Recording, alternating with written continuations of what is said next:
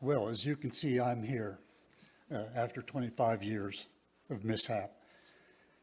I'm going to be reading my report, and so bear with me because sometimes conversation is remembered better than simply reading.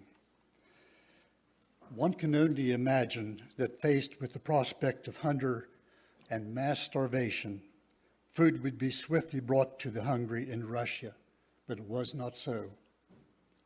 This presentation is taken largely from the book, Feeding the Hungry, Russian Famine, 1919 to 1925.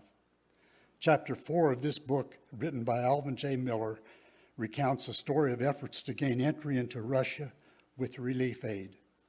As we know, Russia was in crisis. One may wonder, what was it about 38-year-old Alvin that drove him to be so concerned about the starving in Russia some 5,000 miles away? As director, Alvin embarked upon a mission of great urgency and great complexity. And while Alvin clearly had his assignment, he often needed to operate alone while making difficult decisions. As a story of immense suffering and starvation unfolded, the world was shocked by the magnitude of the crisis. According to some estimates, up to 5 million may have died from starvation. The famine, followed by the toll of World War I and the Bolshevik Revolution, proved devastating. As the scene unfolded, Ori Miller, head of the newly formed Mennonite Central Committee, states that the world tried to help. At one point, there were some 30 relief organizations representing 22 countries. Herbert Hoover became the head of the American Relief Administration, representing the major American effort. Various letters from the Russian Mennonites arrived in the United States. One such letter pleads as follows: "Dear brethren, help us, we are perishing. The famine is raging more and more, and suffering is increasing daily, yes, hourly. Every day we must behold starving, ragged, helpless persons with haggard faces and swollen hands and feet, standing on the streets or dragging themselves about, looking for food, rarely finding anything, so they are obliged to return home to their starving families with the message, 'We have no food for you.'" The American Mennonites were moved to act after 4 Ukraine Mennonites were sent to the United States to plead their cause. In turn, the Mennonites sent a delegation of 3 to Russia to gain first-hand insight into the plight, especially of the Ukrainian Mennonites. These 3 were Ori Miller, Arthur Slagle, and Clayton Kratz. The 3 were supported by the American Mennonite Relief Organization, which provided the financial support to them to go to Constantinople. They were then to continue on in an attempt to enter Russia to assess the famine situation. On October 1, 1920, Ori Miller, Clayton Kratz went into Russia to do possible further entry from the south survey. At this time, General Wrangel, head of the White Army, had control of Crimea, the Ukraine, while they were fighting the Bolsheviks. It was believed to be a safe trip as Wrangel's army seemed to be making steady progress. Miller and Kratz continued on their way to Hauptstadt, where there already was much suffering due to the war. It was during this time that Clayton Kratz disappeared, never to be heard of again. Ori Miller says, "We cannot understand why his life should have been sacrificed just at a time when he could have done so much good. But we must leave that matter in the hands of the all-wise providence." Back in Constantinople on January 29, 1921, Alvin J. Miller had now joined the team as director. To Alvin was assigned the task of negotiating with the Soviets in any way possible for getting into Russia.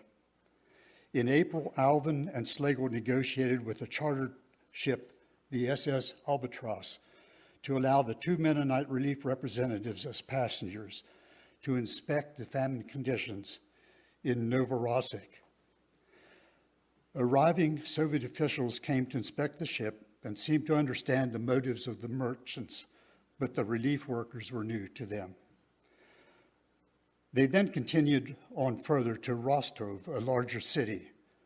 The officials in Rostov, however, stated that they did not have the authority to act and to make any decisions to assist the Mennonites. Disappointed, the two returned to Constantinople. With the doors closed from entry from the south, it was determined to try again to enter Russia, this time from the north. Alvin decided to travel to London, where a well-established Soviet diplomatic mission existed. The city also offered special opportunities to form other contacts with Soviet representatives. Miller boarded the train to France, where he could catch a flight to London. Along the way, the train stopped near the Italian-Swiss border, where Miller bought a newspaper and read that the American Relief Administration under Hoover had been asked to aid the starving Russia, and that the high official of the organization was to meet with representatives of the Soviets. Alvin promptly called London and asked for an interview with this, quote, high official, which was granted. The high official turned out to be Lyman Brown, who was chief of the American Relief Administration in Europe. Brown met with Alvin and then referred him to a Mr. Klitschko, a Soviet representative who was also in London. Klitschko requested that Alvin outline writing his plan for carrying out relief work, which Alvin promptly did. The plan summary included assistance to women and children while inviting the Soviets to help in the same spirit. The organization will direct and control shipments of supplies to suitable ports, thence to be distributed or reshipped to the various centers by relief workers. The relief supplies are to be distributed among children's homes, civilian hospitals, and the needy population, especially women and children, regardless of race or religion. Alvin concluded his letter by saying, in May, some officials in the South stated that Russia does not need our help. Is that still the case? Miller continued, the American Mennonite Relief Organization now proposes to assist the Russians by operating centers for supplementary feeding and by providing supplies for children's homes, civilian hospitals, and the needy civilian population, especially women and children, regardless of race, religion, or social and political status. It should be noted, he said, that it is not our intention to aid only Mennonites. It is our definite purpose to aid all the destitute in the needy regions where we shall work as far as funds permit. If we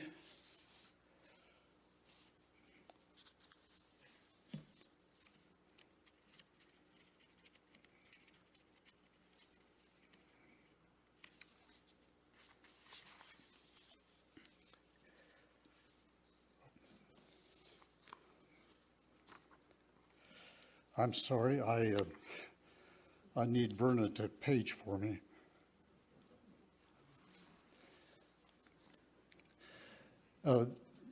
He said that if we work together and locate our centers where we can assist both Mennonites and others at the same time, our funds will be greatly increased thereby, and Russia will receive the benefits.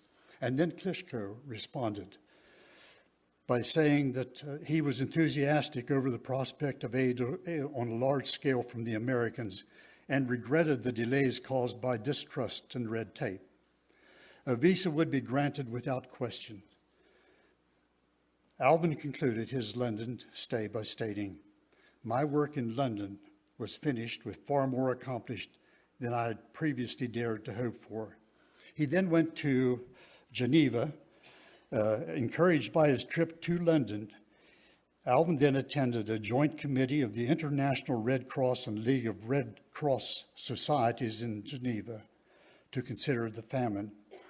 More than 100 delegates attended from the 22 countries, while in Geneva, messages were received from Holland Mennonites stating that they too were interested in doing relief work in Russia. Alvin then traveled to Riga, Latvia, as a stepping stone to Moscow. Riga was for a number of years after the revolution the gateway to Soviet Russia. Alvin says that from Geneva to Riga, there are many borders to cross, each with its full share of post-war regulations and red tape, delaying the movement of travelers for days at a time. Alvin had in hand a letter of introduction from the Soviet mission in London to the Foreign Office in Moscow. Alvin received his railroad ticket and packed a large basket of food for the 3-day journey to Moscow. The Riga stores provided long loaves of bread, unsalted butter, cheese, canned fish, sugar, and jam. Because of unsanitary conditions, Miller later thought he should have taken a large flask of water and a tea kettle to get boiled water along the way. At the end of August, Miller arrived in Moscow. Upon arrival, there was a reception committee of Mennonites to receive the first contingent of the American Mennonite Relief Administration. The story is told how Alvin, wanting to sleep during the long trip, had retired to his bunk bed and taken off his outer clothing. As the train moved into the station, Alvin frantically looked for his pants, only to find that someone had taken them. Now, can you imagine the ever-distinguished Alvin J. Miller scurrying about outside the train in his underwear, searching for his pants, with the Mennonite welcoming delegation looking on? When Alvin arrived from the railroad station to the Foreign Office in Moscow, it was at an hour of the day when the building was almost empty. It was, said the Commissioner for Foreign Affairs, that he preferred sleeping in the daytime and working at night, as there was less interruption then. Alvin calls were mostly made from about midnight to 2 a.m. in the morning. After the contact with several Soviet officials, Alvin was finally referred to the Central Commission for Combating Famine of the All-Russian Central Executive Committee of the Soviets. At its head was one of the most powerful men in government, Lev Kamenev. It was he who had the authority to act and to carry out the plan. Alvin went to the office Kamenev and was told to wait. Evening came, and the secretary told Alvin to return at the same hour the next day. As he waited, Alvin reflects that an old song came floating out of the past. Oh, wait, meekly wait, and murmur not. The day ended with still no meeting with Kamenev. On the third day, Alvin finally did meet Kamenev. He described Kamenev as a short, heavy-set man with a strong face, full beard carefully trimmed, serious eyes that looked keenly through the pince-nez glasses,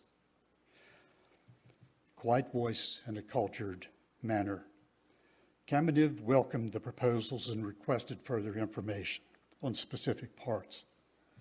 Alvin responded with a letter stating that the American Mennonite Relief is an unofficial, volunteer American organization for service. It maintains a base at the Constantinople where relief supplies are ready for prompt shipment to be received and distributed by the American Mennonite Relief Organization. Alvin further stated that a fund of $10,000 monthly is at the disposal for workers, with $50,000 being available immediately. As others have done the math, $1 apparently in 1921 was roughly equivalent to $13 today. So $500,000 was ready for immediate disposal. The letter further said that the relief distribution will be as supplementary assistance to the civilian population, especially women and children and the sick, again, regardless of race, religion, or social or party or political status. Those individuals helped are to receive also regular food supplies as issued to the rest of the population. And then Kamenev responded in letter to Alvin J Miller, acting director of Russia of the Mennonite Relief Unit. The Central Committee of the All-Russian Executive Committee of the Soviets expresses its hearty thanks for the desire of your organization to extend help and relief to the famine-stricken province of Volga. As far as your offer is made in your letter of 9th of September, it is concerned, I beg to inform you that the Soviet government agrees to give you permission to work under the following conditions. First, your supplies will be guaranteed against any kind of confiscation and requisition. Second, the transportation of supplies in Russia will be done at the expense of the Soviet government. Third, the supplies which will be brought into Russia will be freed from duties. If these conditions are regarded to you as satisfactory, please let us know immediately in order that work can be started at once. Yours very truly, signed, Lev Kamenev. Just a footnote on Kamenev. 15 years later, Stalin had him executed by firing a squad, I think in fear of the power grab that Kamenev may want. It should be noted that the Mennonite contracts included nearly all the conditions of the American Relief Administration. One exception was that the Mennonites provided the feeding of adults as well as children. To feed only the children was to doom the parents to death. Then what would become of the children? Children may then be placed in children's homes or colonies. They would then be raised under party control, which meant the entire exclusion of religion. This would deny teaching any faith in God. Miller states that most Mennonites would rather see their children die than to have them grow up as infidels. The Soviets insisted that the Mennonites guarantee a dollar amount for relief. Alvin, feeling compelled to do so, stated an arbitrary figure of $50,000 and stated verbally that $500,000 would be nearer the amount. On the first day of October 1921, the contract between the Russian Soviet Federation, Soviet Republic, and the American Mennonite Relief was signed by Lev Kamenev and Alvin J Miller. When the contract was signed by Kamenev on behalf of the Soviets, it was assumed that it would apply to any political subdivision in the country. However, it was learned that some other Soviet republics considered it undignified for them to accept the foreign relief agreements from Moscow. Especially demanding was the Ukraine, which insisted on states' rights. Ukraine wanted its own control, which meant delay of food for more months. The Ukraine was especially impacted because it was the oldest and largest Mennonite settlement in Russia. Thus, it was decided that Jansen, Mennonite, and Alvin would head to Kharkov, the capital of the Ukraine, to negotiate still another contract. Alvin's proposals were given to the Commissioner of Foreign Affairs. At one point, Alvin expressed appreciation to the officials for their help, and apparently also to his chauffeur, who Alvin said whirled me through the streets in a noisy automobile as he drove like a New Yorker. The contract with the Ukraine was eventually signed and guaranteed $25,000 in supplies. In selected regions of work, the Mennonites were granted full freedom, including personnel, but with emphatic forbidding of political, commercial, journalistic, or religious activity. A feature was added providing for the delivery of special food packages from donors to individuals and groups in the Ukraine named by the donor in the amounts of $10 to $50. It was known that a very large number of Mennonites, Lutherans, Jews, and others in the Ukraine had close relatives in America who would wish to contribute not only to the general fund, but also to their relatives. Now the issue of actual movement of food supplies rose to the surface. Tensions were experienced due to jams and blockades, stalling as high at one point as 46 trains of food in one congested yard. More delays and more starvation were happening daily. And apparently frustrated, Alvin says, there seemed nothing more that he could do in Russia. At that time, he made plans to leave for Riga and Berlin, where facilities for communication with the home base were much more satisfactory. In Berlin, Alvin cabled Mennonite Central Committee in America and Brown in London as to the next steps. He was told to wait for further instructions. Meantime, the situation was ever-changing. Now it looked like the Mennonite Central Committee was supposed to have a representative in Russia attached to the American Relief Administration,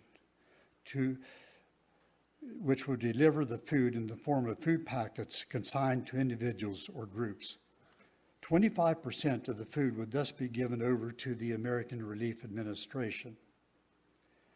Alvin laments that, quote, it appeared as if the months of hard work and were spent in making our contracts were all wasted effort. Apparently, circumstances unknown to me had forced our committee into acceptance of these plans. The plan seemed impractical to Alvin. Too much time had already been consumed in negotiating and waiting, and then the famine did not wait.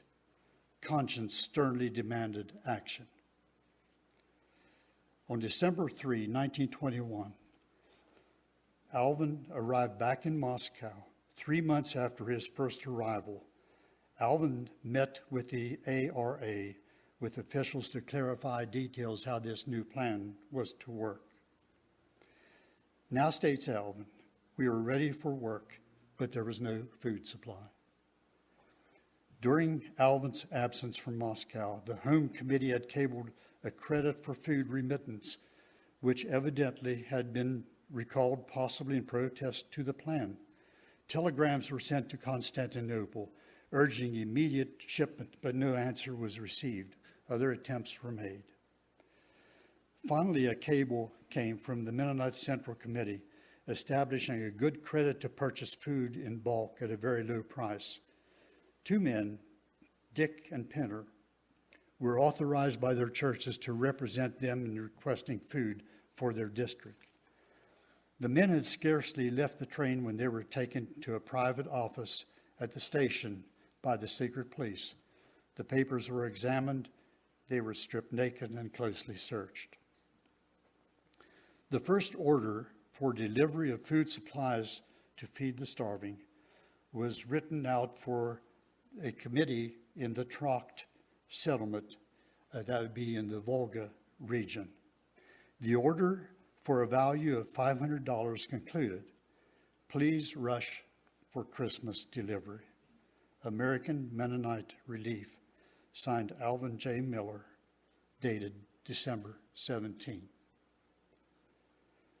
Now getting the food out as winter was setting in was a challenge. There was flour for bread, sugar, evaporated milk, rice, lard, and cocoa.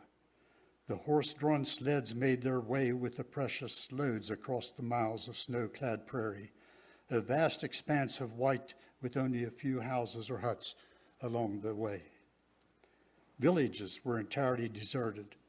The thatched straw roofs of stables and houses taken down to feed the cow or the horse. Flight from the village with the refugees dying in large numbers along the roadside.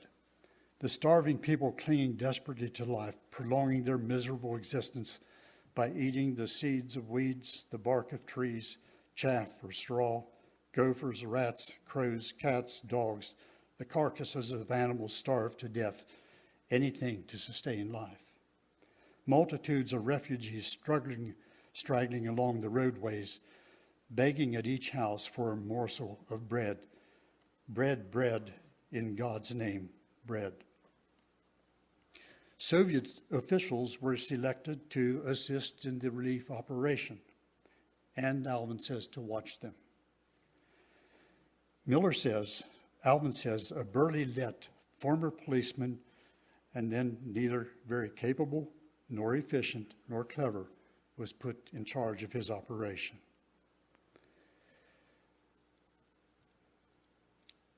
Miller then told the Let that he was going to attempt to go to the Ukraine area to investigate situations there. And then Miller says, behind his table he sat, unshaven, hair disheveled, and the brutality of his heavy, glowering face accentuated by a huge revolver lying on the table conveniently near his right hand. When Alvin told the officer he was going to the Ukraine, he protested, quote, with face and fist. He decided that if he had any say, food would not enter the Ukraine, and furthermore, he was categorically opposed to Alvin going to the Ukraine. Alvin said, I was finally obliged to tell him that if the government had wanted to, it could have started relief operations 9 months earlier than it did. The officer then protested that no one knew the famine was coming. So Alvin says, despite the officer's protest, I went south to the Ukraine. As we were going into hunger districts, it was necessary to take food with us, sufficient to last us until our return to Moscow. All along the way were the evidences of starvation. At the railroad stations, the sight was appalling.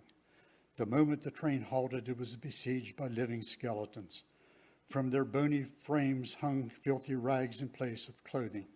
The feet also were wrapped in rags.